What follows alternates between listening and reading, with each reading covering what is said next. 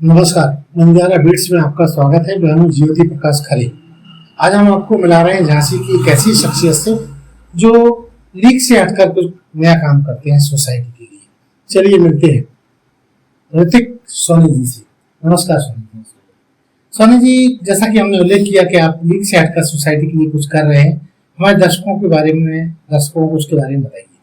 जी, league से हटकर तो कुछ नहीं है, सब समाज के अंदर का ही हिस्सा हूँ मैं। और समाज के अंदर हम सभी का दायित्व बन जाता है कि बेटियों का सम्मान करें, उनको उनका हक दिलाएं, घर से, समाज से और अपने परिवेश से उनका सम्मान करें। ये सब हम सबका दायित्व है। तो कोई अलग हटके मैं कोई कार्य नहीं कर रहा हूँ। बस आप लोगों का ये सम्मान जो क्या किया अब तक आपने, अपना परिचय संक्षिप्त में हमें दर्शकों को दें। जी, ये आपको मैं शुरुआत से बताता हूँ।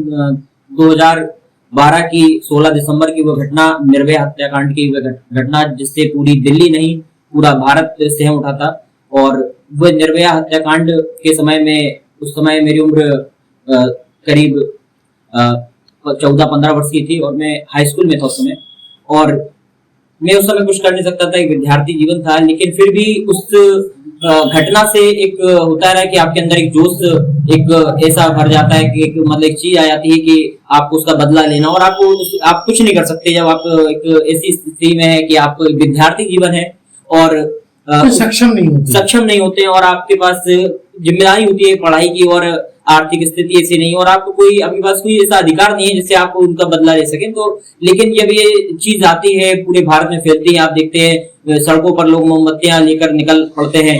और जब ये सारी चीजें होती हैं तो हम लोग ये देखते हैं कि हम लोग कुछ कर नहीं पाते हैं और हम लोग फांसी की मांग करते हैं। और फिर उसके कुछ समय बाद हम देखते हैं कि वो बात आएगी। उसके बाद फिर ये, लेकिन जो चिंगारी थी वो जो लग चुकी थी वो तो अपना रूप धारण कर चुकी थी। मैं इंटर में आया और इंटर के बाद पढ़ाई पूरी हुई। और फिर एक वही चिंगारी जो थी जो 2-3 साल पहले लगी हुई थी, तो वो एक उसके लिए कुछ करना था, बेटियों के सम्मान के लिए और उनके हक के लिए कुछ करना था, ऐसी चीज मन में आ गई थी। लेकिन वही बात होती ना कि जब तक आप एक सक्षम व्यक्ति नहीं होते हैं, जब तक आप कुछ कर नहीं सकते हैं। लेकिन अब ये था कि इंटर हो चुकी थी और मैंने सबसे पहले आसपास की जो गरीब बच्चियां थी, एक छोटी शुरुआत से मैंने प्रारंभ किया कि मैं क्या कर सकता हूँ। एजुकेशन क्या रही? एजुकेशन मैं उस समय की बता रहा हूँ जब मैंने इंटर करी थी। तो उस समय में इंटर थी और इंटर के साथ साथ मैंने छोटी गरीब बच्चों को पढ़ाने का काम किया। और उन गरीब बड़ी लड़कियों को पढ़ाने के साथ साथ उन्हें पढ़ाने का अवसर था कि उनके अंदर जागरूक उन्हें करना कि हम किस तरह से समाज को देख रहे हैं, समाज किस तरह से है और हमें अपनी सुरक्षा किस तरह से करना चाहिए, उनके अंदर ये चीज डालने का काम किया। और जब यही बात मैंने और भी लड़कियों को बताई तो वही होता है कि आप अकेले कितना कर सकते हैं। आप अकेले 10-20 लोगों को पढ़ा सकते हैं, फिर आपका भी भविष्य होता है। फिर मैंने अपनी पढ़ाई भी जारी रखी इस दौरान और पढ़ाई के साथ साथ मैंने ये समाज सेवा का कार्यक्रम जारी रखा। और फिर समाज सेवा के अंतर्गत आपके क्या क्या इवेंट्स है, वो आप हमारे दर्शकों को सीधा बताइए। समाज क्या होता है कि आपके पास एक अर्थ की जरूरत होती है और आपके पास जब अर्थ नहीं होता है तो आप कुछ नहीं कर सकते हैं। तो सबसे पहले मैंने अपनी कोचिंग पढ़ाना प्रारंभ करी। गणित विषय से मेरी खास रुचि है। आप आर्थिक रूप से आत्मनिर्भर हो सके, क्योंकि आत्मनिर्भर होकर ही आप समाज को कुछ दे सकते हैं। पहले अपने लिए कुछ करना होता है। तो मैंने गणित कोचिंग पढ़ाना प्रारंभ की और मैथमेटिक्स में जब पढ़ाने के साथ साथ मैंने क्या किया कि उन पैसों का जो मैं जो कमा रहा था, उन पैसों से मैंने बैग निःशुल्क, जिन बच्चों को मैं पढ़ा रहा था उन्हें निःशुल्क बैग, किताबों की समस्या आ रही थी, उन्हें किट दी। और इस तरह से ये कार्यक्रम। फिर इसके बाद बात आती है कि आप लोगों को जागरूक भी करना है और लोगों को ये जो काम हो गया पढ़ाने का, जो जागरूक करने का काम था वो अलग अलग संस्थाओं के साथ भी मिलकर मैंने कार्यक्रम किया। मेरा भारत सेवा मिशन एक संस्था चलती है, उनके साथ मिलकर मैंने ये कार्यक्रम किया जिन्हें डॉक्टर फिरोज खान चलाते हैं। तो उनका भी मुझे बहुत सपोर्ट मिला। फिर धीरे धीरे मैं, क्योंकि मेरे अंदर ये था कि मुझे कुछ ना कुछ करके दिखाना है अलग हटके, तो बच्चों के साथ नुक्कड़ नाटक, रानी लक्ष्मी पार्क आपने देखा होगा, तो रानी लक्ष्मी पार्क पर गलियों में जाकर मतलब ऐसी मलिन बस्तियों में जाकर संदेश दिया। जहाँ पर आज अटल एकता पार्क है, वहां पर आज से करीब 5-6 साल पहले झुग्गी झोपड़ियां करती थी और वहां पर सैकड़ों परिवार रहते थे। तो वहां पर जाकर निःशुल्क साक्षर मिशन चलाया, जिसमें महिलाओं को भी साक्षर किया, उन्हें पढ़ना लिखना सिखाया, साथ में बेटियों को, ताकि वो अपने आप को ऐसा महसूस न करते कि वो पढ़ी लिखी ना है, उपेक्षित ना हो पाए। और फिर उसके बाद ये सब चीजें के साथ साथ फिर बात आती है कि समाज में गंदगी फैली हुई है, जिस वजह से ये घटना हुई थी, क्योंकि गंदगी के कारण ही कहीं ना कहीं वो घटना निर्भया कांड हुए थे, और भी ऐसे हम देखते हैं आए दिन अखबारों में। तो उनके लिए जरूरी था कि ऐसी गंदी साइट जो चल रही है उन पर फुल स्टॉप लगाया जाए। तो हम लोगों ने मिलकर डीएम और सीएम को ज्ञापन दिया कि पोर्न साइट को पूर्णतः प्रतिबंधित किया जाए, उस पर रोक लगाई जाए। तो उसके लिए हम लोग सब लोग मिलकर और बहुत सारे लोगों को मैंने इकट्ठा करा, अलग अलग संस्थाएं इसमें साथ में आई और हम लोगों ने मिलकर पोर्न साइट पर प्रतिबंधित हो ऐसी अलग अलग मुहिम चलाई, जिसका परिणाम ये हुआ कि सरकार ने इस पर कहीं कहीं एक्शन भी लिया और इस पर कहीं ना कहीं रोक भी लगाई है। तो इस तरह से कार्यक्रम रहे, लेकिन मेन कार्यक्रम ये रहा कि प्रतिदिन ये कार्यक्रम रहा। ये कार्यक्रम मतलब एक दिन का नहीं है कि एक आप कहें कि कितने इवेंट करें, ये मेरा प्रतिदिन का कार्य है कि मैं प्रतिदिन गुड मॉर्निंग, गुड इवनिंग और ये सारी चीजें ना बोलकर गुड फ्लाइंग बोलता हूँ। गुड फ्लाइंग, इसका क्या मतलब? इसका असल में ये कारण रहा, मतलब जब मैं कहता हूँ किसी से गुड फ्लाइंग, बच्चे मुझसे कहते हैं या जिससे मिलता हूँ, तो आपको भी याद होगा मैंने आपसे कहा था गुड फ्लाइंग से पहले। तो गुड फ्लाइंग से असल में होता क्या है कि जब मैं कहता हूँ तो पूछते हैं क्या है गुड फ्लाइंग, तो फिर मेरा बताने, जैसे आपने पूछ लिया कि भैया गुड फ्लाइंग क्या है, तो मेरा मतलब मैं मजबूर हो जाता हूँ कि उन्हें बताना ही है। तो फिर मैं बताता हूँ कि हम लोग को लड़कियों को सम्मान करना है, उनको समान एक एटमोस्फेयर देना है। आप देखेंगे बहुत सी लड़कियों से जब इंटरव्यूज आप लेंगे तो आप देखेंगे कि वो उनके अंदर ये चीज रहती है कि हमें इक्वल नहीं रखा जाता है, घर में समान नहीं रखा जाता है, बेटे और बेटियों को अलग अलग फर्क, असंतुलन की स्थिति को हमें संतुलन की स्थिति में लाना होगा, बेटों को और बेटियों को समान समझना होगा। ये सारी चीजें बोलने में अच्छी लगती है, लेकिन धरातल पर इस पर कुछ नहीं होता है। हम अपने समाज, अपने घर से ही शुरुआत करें तो वहां पर ऐसा नहीं होता है। तो सबसे पहले जरूरी है कि हमें अपने घर से शुरुआत करनी होगी, और ये संदेश देने का काम मैं प्रतिदिन करता हूँ। यानी ये कोई एक इवेंट नहीं है, ये मैं प्रतिदिन करता हूँ, जिनसे मिलता हूँ उनको ये मैं समझाने का काम करता हूँ। परिणाम क्या निकले? उसके परिणाम ये निकले कि मुझसे अब तक जितने लोग जुड़े हैं, आप अगर देखेंगे उनके, आप अगर मिलेंगे उनसे तो आप देखेंगे करीब सैकड़ों हजारों लड़कियां, बच्चे, लड़के सब इसमें, खासकर युवा इससे मुझसे जुड़े हैं। और ये सब युवा जो जुड़े हैं ये अब दूसरे लोगों को प्रेरित करने का काम कर रहे हैं। जो अब मेरा काम मैं अकेले कर रहा था, वो अभी सैकड़ों लोग मिलकर, हजारों लोग मिलकर ये काम कर रहे हैं। और मुझे विश्वास है कि आगे चल के लाखों और ये करोड़ों में, क्लोन डेवलप कर, अब ये करोड़ों में, बिल्कुल सही, तो ये करोड़ों में। अच्छा, आपके इस बहुत महत्वपूर्ण वाली ये जो यात्रा है बेटियों के संरक्षण के संदर्भ में, इसमें मुश्किलें कहाँ आती हैं? मुश्किलें मैं आपको बता रहा था, जैसे कि मुश्किलें आई, पहले तो आर्थिक मुश्किलें, क्योंकि परिवार इतना सक्षम नहीं था कि वो इस तरह के कार्यक्रम में आपको पैसे दे दे और फिर वो कहे कि जाइए इस तरह से करिए। तो मैं पहले खुद सक्षम हुआ, तो पहले आर्थिक समस्या इसमें बहुत आई कि आर्थिक समस्या इस तरह से कि आपको बैग बांटना है, बच्चा कह रहा, जिद कर रहा है कि सर कॉपी है नहीं, मैं कैसे पढ़ूं।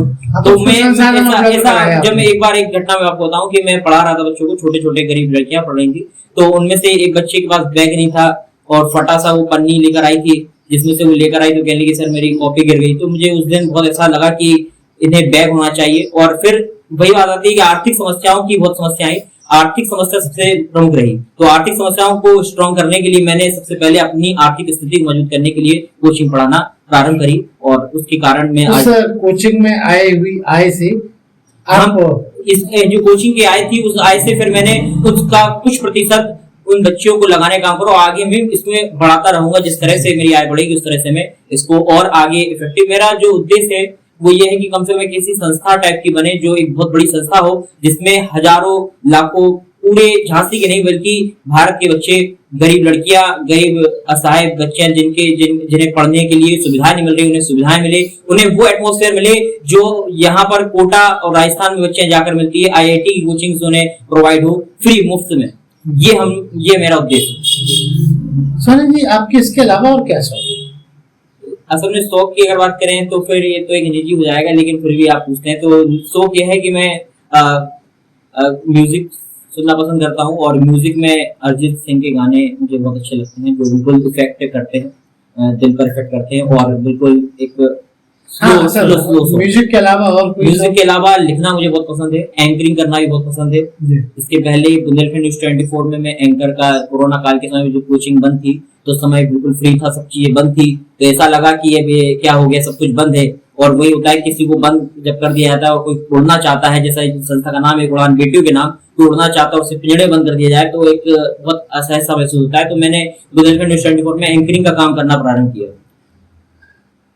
ऋतिक जी, आप हमें ये भी बताइए कि आपके अपने परिवार में कौन कौन है? परिवार में मेरे माता पिता और एक छोटी बहन है, और छोटी बहन को भी मैं पढ़ाने का काम करता हूँ, और वो भी आज उसने भी सैकड़ों गरीब लड़कियों को पढ़ाया है और उसमें मेरा बहुत योगदान दिया, सहायता करी, क्योंकि मैं कोचिंग भी पढ़ाता था और सारी चीजें आपके साथ हेल्प करती थी, मदद करती थी और आज भी कर रही है। और आपकी जीवन संगनी तो अभी मतलब शुरुआत हुई है, मई में शादी हुई है। उनका क्या एटीट्यूड है आपके इस काम जब मैंने उन्हें ये बताया कि ये मैं कार्य कर रहा हूँ तो उन्होंने भी कहा कि मतलब मैं भी कंधे से कंधा मिलाकर जब भी कार्यक्रम हो, इवेंट हो, तो मैं भी इस कार्यक्रम में हिस्सा बनूंगी और जो भी सहायता मुझसे हुई तो मैं करूंगी। और ये जब मैंने अपना प्रोजेक्ट बताया, अपना कार्य बताया, तो वो भी बहुत प्रभावित हुई और अब वो भी इस काम में करेगी। तो मुझे लगता है कि अब जो मैं काम अकेले 11 हो जाएंगे।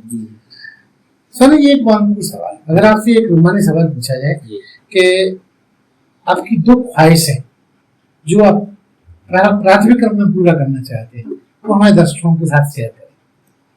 प्राथमिक तो पहली तो ये है कि मैं चाहता हूँ कि एक ऐसी बुक मैं पब्लिश करना चाहता हूँ मैथमेटिक्स की, जो जिसमें इस तरह से ट्रिक दी गई हो कि बच्चा क्वेश्चन को देखे और सीधा आंसर पर टिक करे। आंसर, क्योंकि आप जानते हो ऑब्जेक्टिव एमसीक्यू का जमाना है और कंप्यूटर का जमाना है, 1 सेकंड के अंदर अंदर बच्चे क्वेश्चन कर लें। तो इस तरह से मैं बुक तैयार भी कर रहा हूँ और मैं चाहता हूँ बुक पब्लिश हो बहुत जल्द से। तो ये मेरी पहली ख्वाहिश है। ठीक है।